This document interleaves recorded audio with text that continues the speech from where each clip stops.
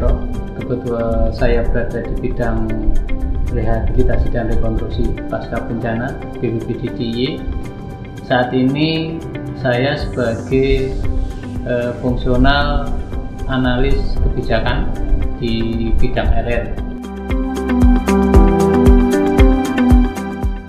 Selama saya tumbuh besar di Jogja, yang paling saya ingat sendiri itu pada waktu bencana gempa bumi tahun 2006 gitu. Pada waktu itu memang diposisikan dalam suatu situasi yang benar-benar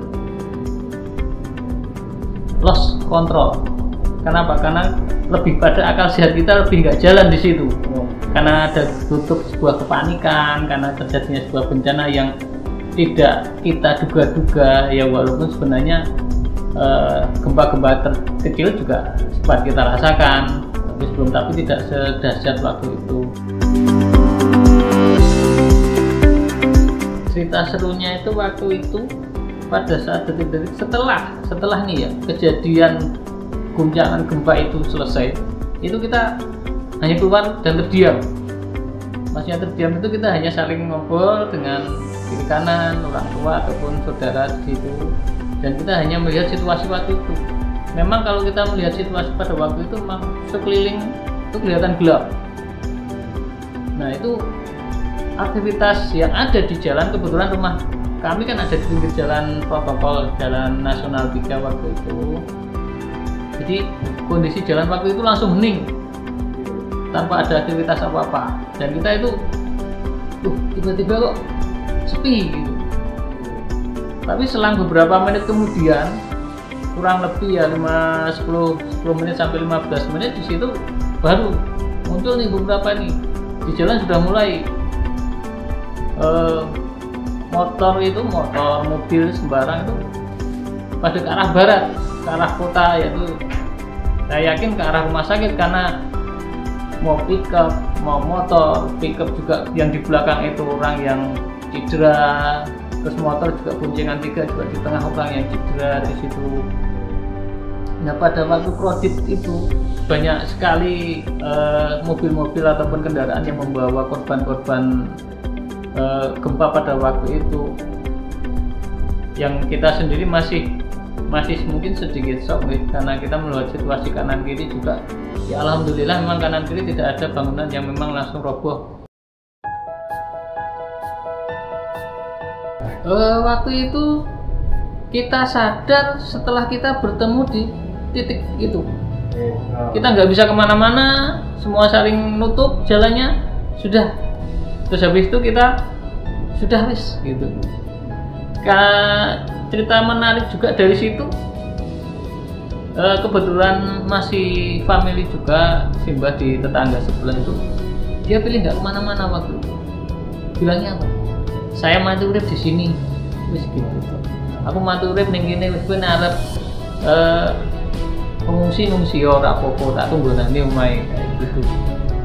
Sudah, itu sebenarnya sebelumnya cerita dari Simbah dulu waktu itu, karena memang sudah sepuh dan tidak memungkinkan waktu itu mungkin untuk ikut kendaraan yang lainnya, terus dia memutuskan untuk tinggal di rumah itu. Kita memastikan bangunan yang akan kita tempati yang masih berdiri waktu, rumah yang masih berdiri yang kita tempati waktu itu, yang kita memeriksa apakah masih aman, terus apakah masih ada gempa susulan lagi. Yang kita tahu pada waktu itu kan, ya siapa tahu masih ada gempa susulan, jadinya kita sudah dicek dulu. Beberapa kita terus, kebetulan di samping rumah kan kita mempunyai semacam bangunan yang tidak berdinding pada waktu itu, jadi kita ngumpul di situ, stay di situ, sementara kita tidur di situ, karena oleh orang tua sendiri kita nggak boleh masuk, cuma masuk nunggu benar-benar aman. Nah, kebetulan saya setelah 2009 saya hijrah ke Kalimantan Tengah. Pada waktu itu memang posisinya di Kota Waringin Barat. Jadi pada waktu memang bencana yang paling sering terjadi di sana yaitu kebakaran lahan, baik secara alam, kebakaran lahan secara alami, karena panas pada waktu itu ataupun kebakaran lahan secara disengaja atau setengah disengaja. Kenapa saya bilang setengah disengaja? Karena niatnya cuma bakar lahan sedikit, tapi tidak terkendali kan, jadi setengah disengaja kan, seperti itu. Atau hanya disuruh gitu lah. Iya. Ya ironis sih Mas, sebenarnya banyak hal di situ. Di Kalimantan sini saya melihat bencana ataupun musibah yang terjadi itu lebih pada faktor manusia dan adanya kepentingan di situ. Sebenarnya kalau masyarakat sendiri, masyarakat asli ataupun masyarakat yang tinggal di sana yang masih bergelut dengan alam, berkebun, bertani dan lain sebagainya, pembakaran lahannya memang menjadi salah satu cara untuk mereka bisa memanfaatkan lahan yang ada, karena dengan luasan yang ada pada wilayah di sana untuk cocok tanam ataupun untuk yang lainnya itu terlalu luas Mas. Jadi untuk kita membersihkan dulu seperti di Jawa, melalui di babati lah atau mungkin dengan cara yang lain itu terlalu memakan biaya dan tenaga yang cukup banyak. Jadi memang salah satunya dengan membakar, karena memang dengan membakar setelah itu langsung ditanami. Cara penanaman pun kalau yang model padi itu tidak ditanam, ya kita hanya bawa gabah yang mau ditanam, kita sebar aja semampu kita, nyebar, nanti tumbuh. Kadang panen pun tidak terpanen Mas. Jadi begitu luasnya, jadi tidak terpanen karena alat juga waktu itu masih manual gitu.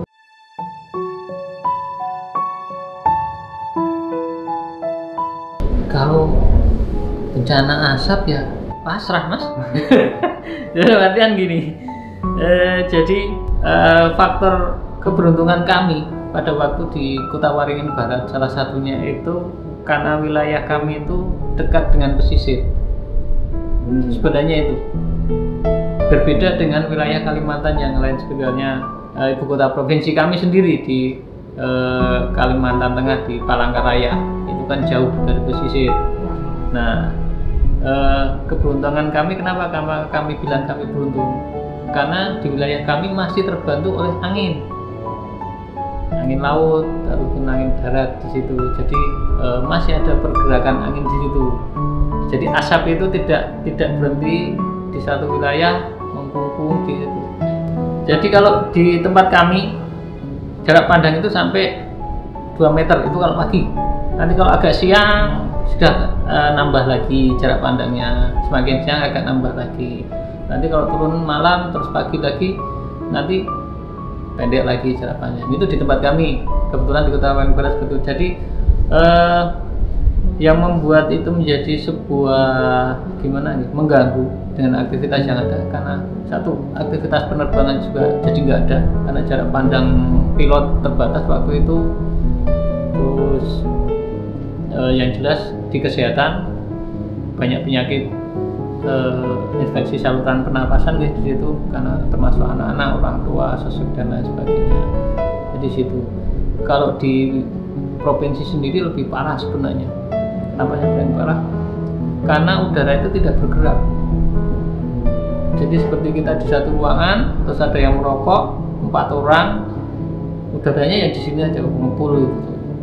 Yang parahnya, jadi ruangan udara yang kita lihat itu sampai terlihat kuning. Sampai terlihat kuning. Itu yang di Palangka. Kebetulan di tempat kami tidak, tapi yang di Palangka sampai terlihat kuning. Jadi indikator indikator pencemaran udara itu pada level yang benar-benar level buruk.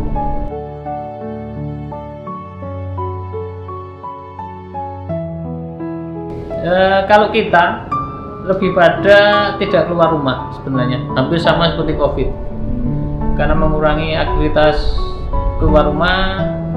Jadi anak-anak sekolah pada waktu juga libur semua, diliburkan oleh pemerintah daerah, meliburkan semua aktivitas sekolah karena memang satu kualitas udara, yang kedua jarak pandang yang memang tidak memungkinkan untuk berangkat pagi dan lain sebagainya. Sedangkan upaya dari pemerintah daerah sendiri mencoba membuat hujan buatan, karena itu satu-satunya untuk mengendapkan udara yang ada yang memang benar-benar asap lah intinya.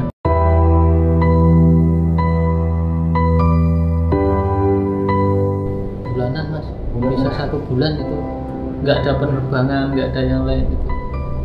Ya itu lebih lagi kalau di Palangka. Kalau tempat kami ya paling sebulan.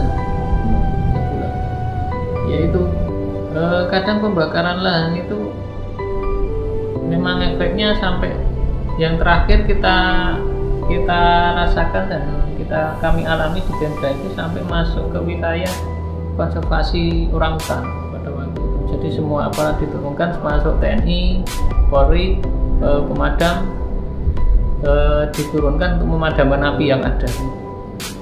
Jadi memang dampaknya luar biasa pada waktu itu, sampai mungkin kalau secara nasional internasional kita hampir dapat semacam itu, dapat bantuan heli juga untuk memadamkan api. Jadi pemadaman api juga dilakukan secara manual di bawah, juga kita melakukan dengan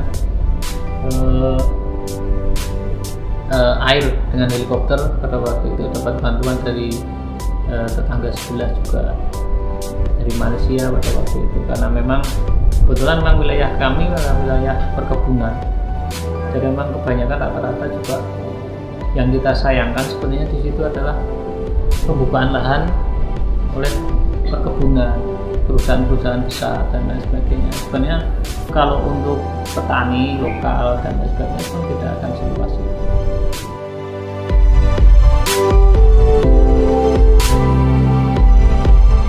Pada saat terjadi bencana, sebenarnya kunci utama untuk kita bisa selamat adalah nalar yang sehat.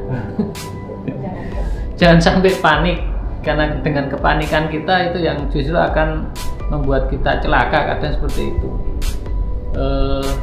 Contohnya seperti yang saya alami sendiri dengan kepanikan saya. Jujur saya kan jadi kelihatan bodoh banget. Saya kuliah di geografi, saya dapat kabar tsunami di lokasi yang saya tempati kurang lebih 30 kilo dari pantai. Itu saya masih lari, berarti kan saya tergolong orang yang konyol. Jadi dengan apa ilmu yang saya dapat, saya menjadi orang yang konyol. Kenapa ya? Karena kepanikan saya, karena kepanikan kami semua di situ. Padahal sebenarnya kalau kita mau berpikir jernih dan tenang dalam menghadapi bencana, kita akan tahu langkah apa yang pas untuk kita ambil agar kita selamat, ataupun kita ambil untuk kita bisa menyelamatkan orang-orang di sekitar kita. Mungkin lebih ke situ. Jogja siap untuk selamat.